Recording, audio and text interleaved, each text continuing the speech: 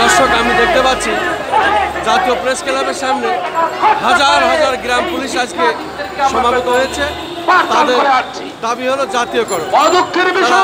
জাতীয়করণের দাবিতে আজকে জাতীয় প্রেস ক্লাবের সামনে এভাবে হাজার হাজার গ্রাম পুলিশ তারা সমাবেত হয়েছে। আমি দেখতে পাচ্ছি সব হাজার হাজার গ্রাম পুলিশ তারা জাতীয় প্রেস ক্লাবের সামনে এইভাবে সমাবেত হয়েছে। আমি দেখতে পাচ্ছি আজকে হাজার হাজার গ্রাম পুলিশ তারা জাতীয়করণের দাবিতে আজকে জাতীয় প্রেস ক্লাবের সামনে হাজির হয়েছে।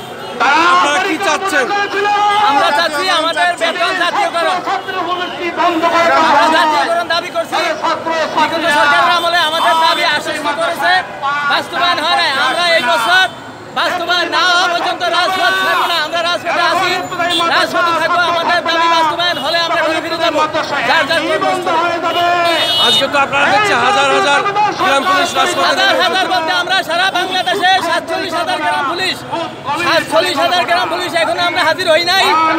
আমরা পর্যায়ক্রমে প্রয়োজনে ঢাকার শহর সারা বাংলাদেশের আগাছা কানাচের 47,000 গ্রাম পুলিশই উপস্থিত হবে।